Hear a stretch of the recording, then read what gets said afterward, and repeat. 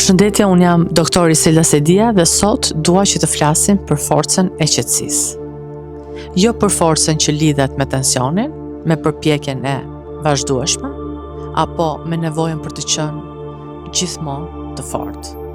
Dua të flasim për një forcë tjetër, për forcën pikërisht që lind nga qetësia.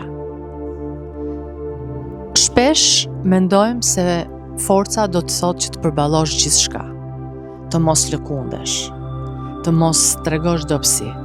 Por në të vërtet, forca e vërtet nuk është të ngurtësohesh, është të qëndrosh i hapur edhe kur gjërat nuk janë më të lehta.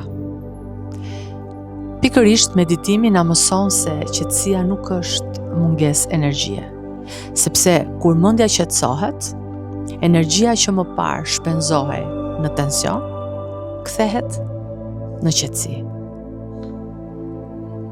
Forca e qetësisë është aftësia për të mos reaguar menjëherë.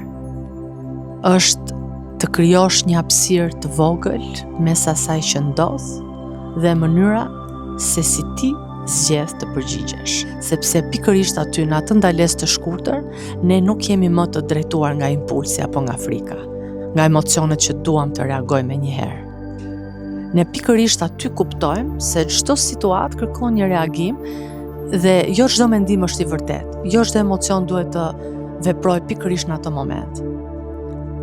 Zgjedhja për të mos ushqyer konfliktin, zgjedhja për të mos ushqyer çdo mendim, është pikërisht praktika që ne duhet të bëjmë në çdo ndalesë për të kuptuar forcën tonë të brendshme. Në një moment kuptojmë që qetësia nuk është më thjesht një ndjesi. Ajo bëhet një mënyrë për të jetuar.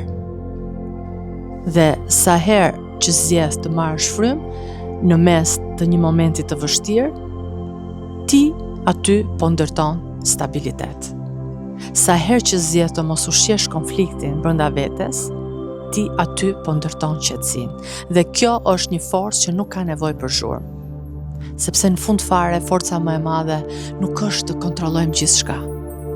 Është të mbash qetësinë edhe kur jeta lëviz rreth teje.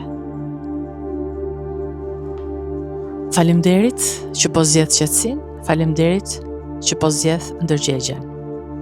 Unë jam doktor Iselda Sedia dhe bashkë do të shihemi sërish në puntatën e radhës.